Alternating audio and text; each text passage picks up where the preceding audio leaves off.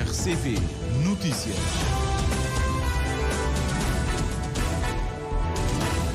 Sete da manhã em Cabo Verde. Vamos então para as notícias. No primeiro jornal a abrir, vamos conhecer então as novidades desta edição. Macau Legend, do empresário chinês David Chou, vai contestar a decisão do governo sobre o hotel casino inacabado na cidade da Praia e revertido a favor do Estado desde 18 de novembro. As aldeias SOS têm recebido um número crescente de casos de abuso sexual infantil. Apenas este ano, 4 crianças vítimas de abuso sexual. O diretor nacional das aldeias SOS, Ricardo Andrade, apela ao envolvimento de todos. O Presidente da República está a chegar a Lisboa. Hoje à tarde tem um encontro com os líderes associativos da Grande Lisboa.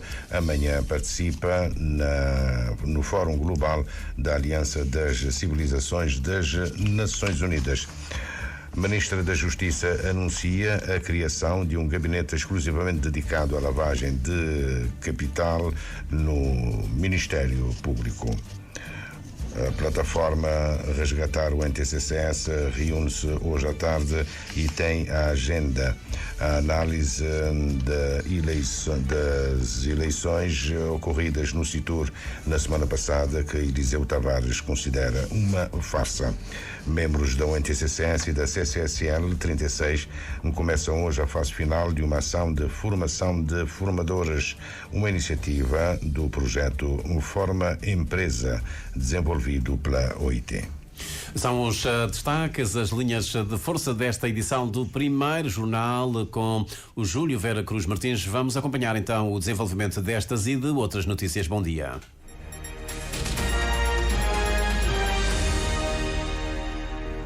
Votos renovados de bom dia, gratos pela preferência que nos dá. O Dia Internacional para a Eliminação da Violência contra as Mulheres está instituído há 25 anos. O propósito da data é alertar para a violência física, psicológica, sexual e social que atinge as mulheres. Já lá vamos mais à frente. Macau Legend, do empresário chinês David Chou, vai contestar a decisão do governo sobre o hotel casino inacabado na cidade da Praia, revertido para o Estado por resolução do Conselho de Ministros de 18 de novembro. A notícia está a ser veiculada hoje pela TDM, Televisão de Macau, que cita informações da própria empresa, segundo as quais a decisão de contestar o governo já está comunicada à Bolsa de Valores de Hong Kong para salvaguardar o interesse da empresa e dos seus associados. Neste momento, Macau Legend garante, através de um comunicado, que está à procura de aconselhamento jurídico em Cabo Verde para tomar o próximo passo, isto é, a contestação efetiva da decisão do governo. Voltamos já à notícia de abertura. A Associação Cabo-Verdiana de Luta contra a Violência Baseada no Género está a introduzir em Cabo Verde o aplicativo de Sorority, a Irmandade, e faz a introdução com o apoio de Inês Odonou, francesa, mestre em Direito Internacional e Europeu. Ainda hoje, a Polícia Nacional toma conhecimento do aplicativo, como já tinha acontecido na semana passada com a Polícia Judiciária. É mais uma comunidade do que uma aplicação, porque neste aplicativo as mulheres podem ajudar-se. É um aplicativo de solidariedade entre mulheres. Este aplicativo é só para mulheres. Nós representamos este aplicativo na polícia porque, para mim, é muito importante que as polícias conheçam este aplicativo para guiar as mulheres em situação de violência. Por quê? Se, por exemplo, se nós colocamos muito spoiler como uma pequena explicação do aplicativo no comissariado, as mulheres em situação de insegurança podem baixar este aplicativo. E se todos os polícias conhecem este aplicativo também, eles podem explicar o funcionamento e também se tem polícia neste aplicativo, mas são mulheres. A ideia, esclarece Inês Odonou, é incentivar a adesão do maior número de mulheres de várias especialidades que podem também dar orientações de natureza legal, e até é desejável a adesão de mulheres polícias.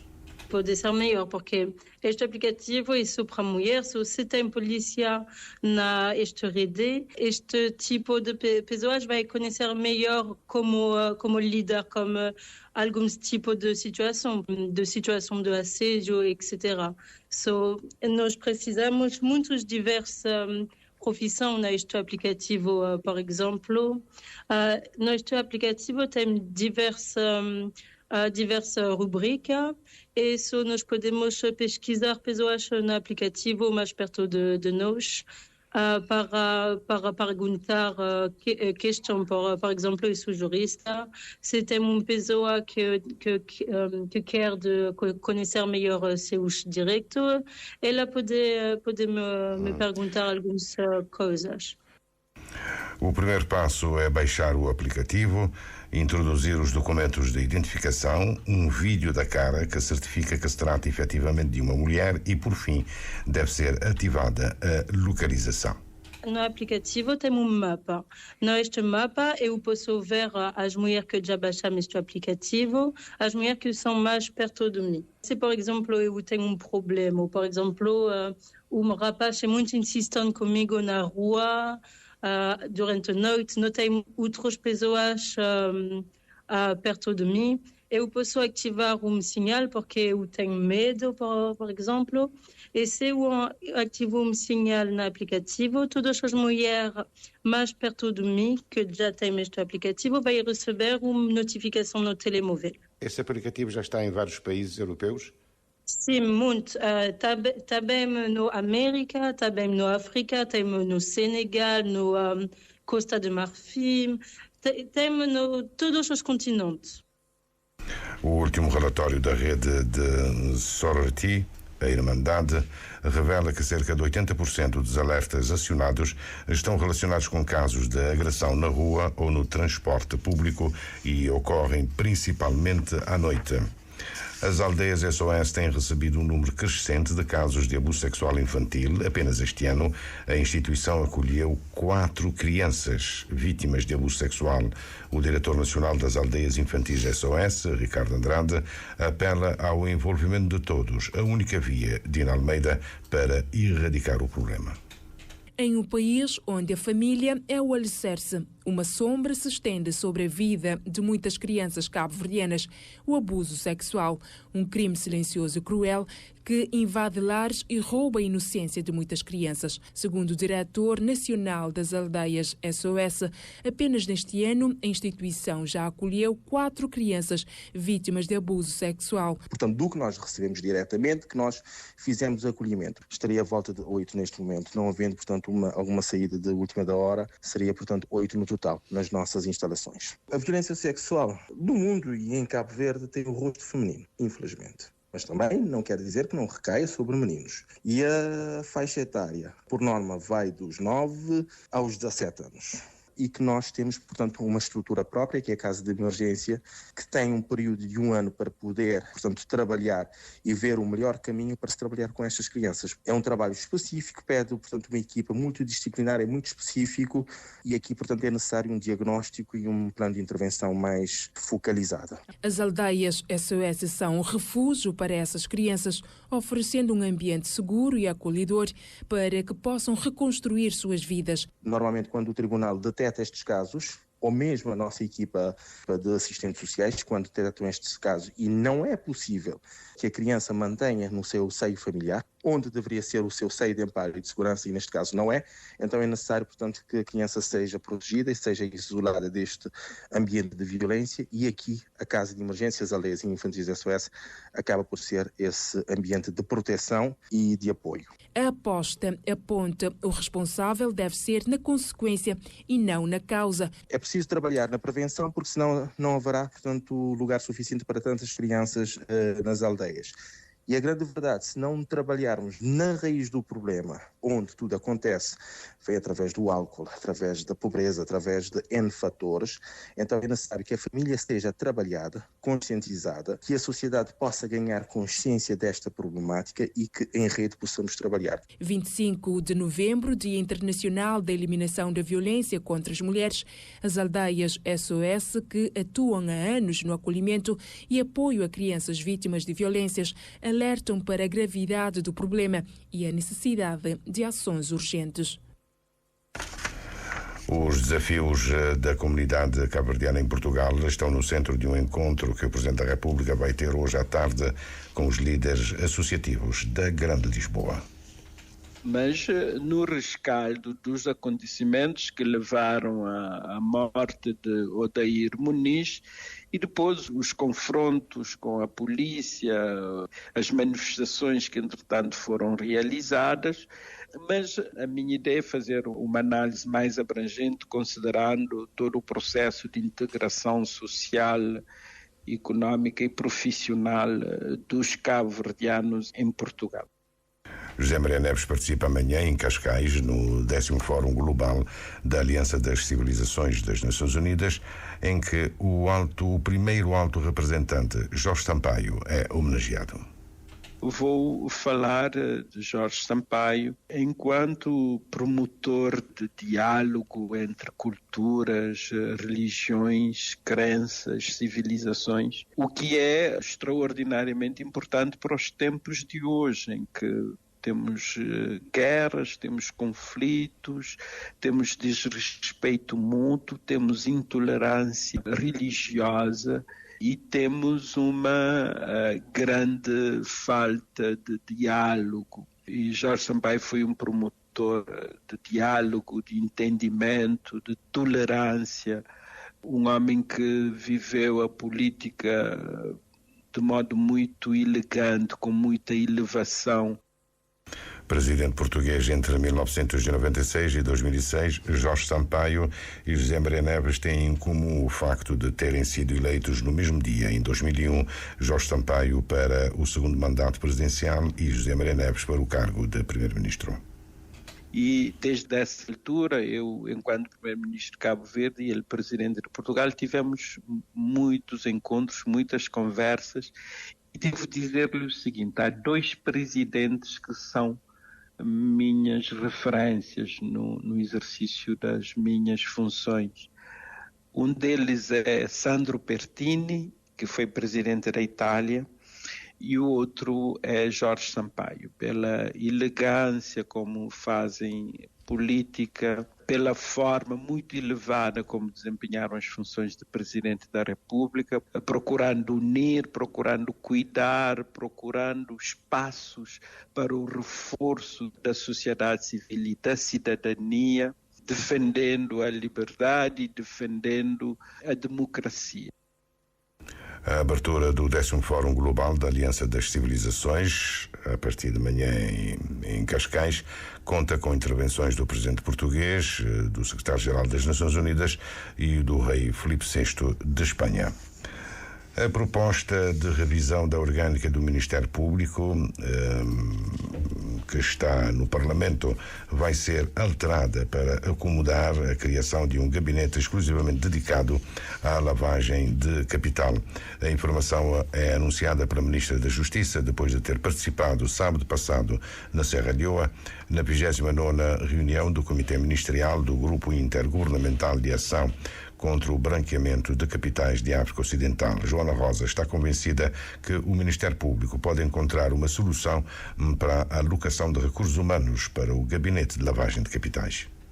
A questão que se coloca tem a ver com o número de recursos humanos, mas nós sabemos que o Ministério Público, por exemplo, tem neste momento 14 procuradores assistentes e poderá perfeitamente, dentro daquilo que é a lógica de gestão interna, alocar ao menos 2 procuradores já com experiência. Também precisamos combater a informalidade, que a informalidade também é um dos quesitos que o país tem que responder perante o Djabá e há todo um trabalho. Quando diz informalidade, o que isso significa? Informalidade tem a ver, por exemplo, com vendas que são feitas sem, eu diria, ser uma formalização. Ou seja, o câmbio feito na rua deve desaparecer. Tem que desaparecer porque é uma das matérias que Cabo Verde terá que trabalhar.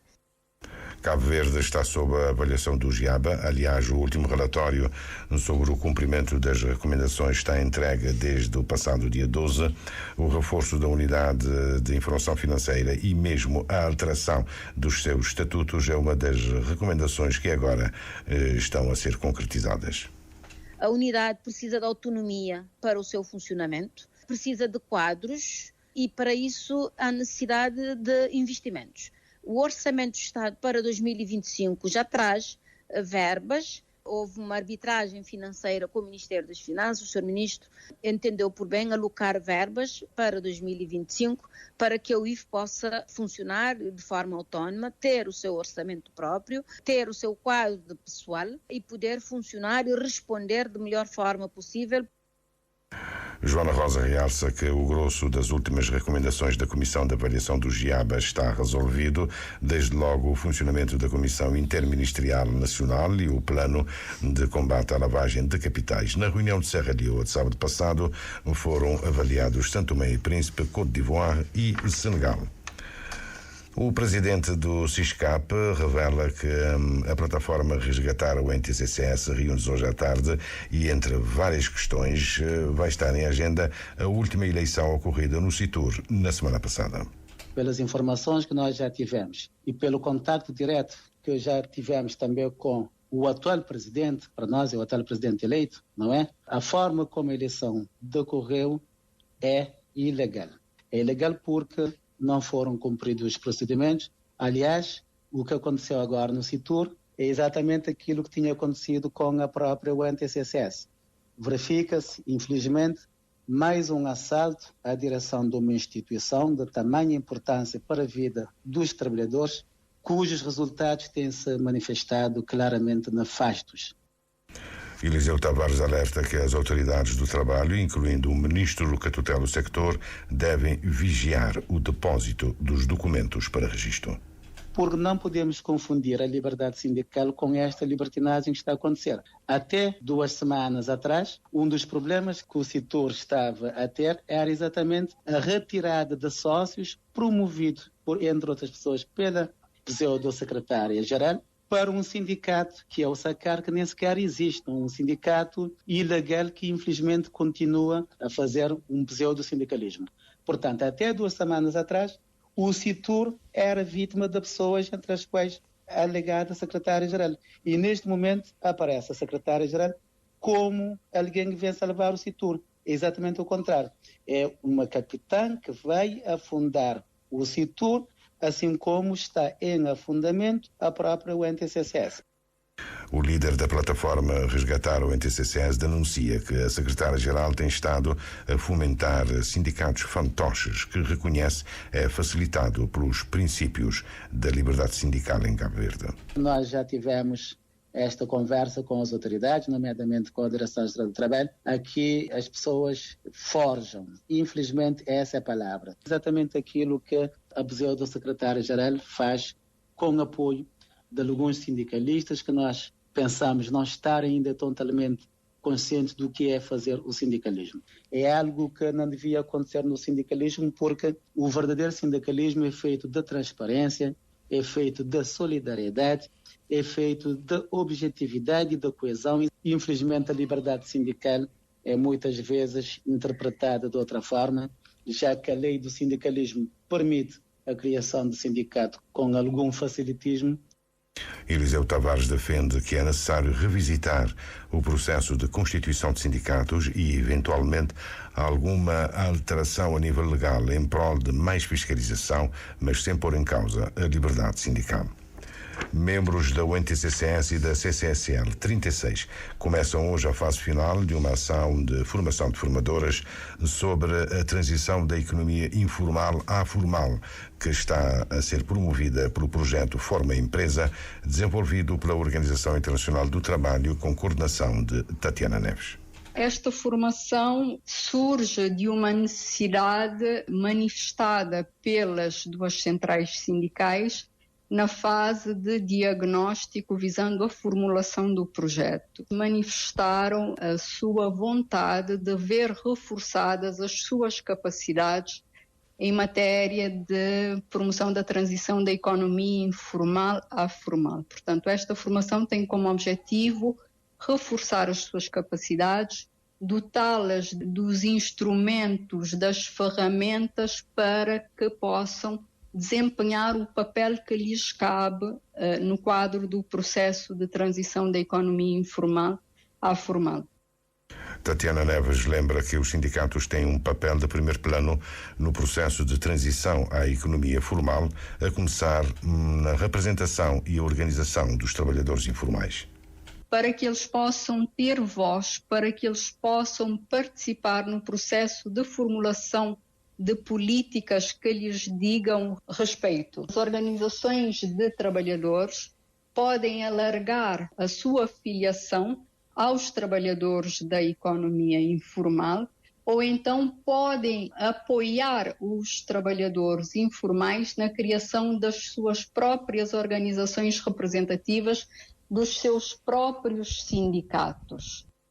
Os formadores vão ainda passar por sessões de coaching que os habilita a replicar a formação que agora recebem, sempre com o apoio técnico do projeto Forma Empresa, financiado pela cooperação luxemburguesa. A formação em curso é ministrada pelo Escritório para as Atividades com os Trabalhadores do Centro de Formação de Turim, Itália. Os ministros dos 7 países mais desenvolvidos do mundo reúnem-se hoje perto de Roma para 2 dias de conversações centradas no conflito do Médio Oriente, na presença dos homólogos regionais. A reunião vai abordar, nomeadamente, os mandados de detenção emitidos pelo Tribunal Penal Internacional contra o primeiro-ministro israelita Benjamin Netanyahu e o seu antigo ministro da Defesa, Gallant, e o chefe do braço armado do Hamas, Mohamed Deifi. As escolas de Beirute estão fechadas hoje até amanhã, depois de uma série de atentados mortais na capital libanesa. Na semana passada, o ministro da Educação, Abbas Alabi, disse que o ensino presencial, incluindo em escolas privadas, institutos públicos e estabelecimentos de ensino superior em Beirute e nos distritos vizinhos, Baba e Chof, vão estar encerradas. Esta ação foi tomada, o encerramento foi decidido devido às atuais condições inseguras para garantir a segurança dos alunos. Os cursos online vão ser oferecidos até finais de dezembro. Carlos Santos, a Europa pode estar a dar mais uma guinada à direita. O candidato pró-russo Kalin Georgescu está em primeiro lugar na primeira volta que decorreu ontem, à frente do primeiro-ministro pró-europeu Marcel Nciolano, com 19,55%, seguido de perto pela centrista Helena de uma Câmara Municipal. A segunda volta é já no próximo dia 8, mas a conjugação dos demais concorrentes pode fazer cair a pretensão do candidato pró-russo, que obteve 22,59%. Fim de linha nesta edição do Primeiro Jornal, edição do Júlio Vera Cruz Martins, quando já passam 23 minutos das 7 da manhã.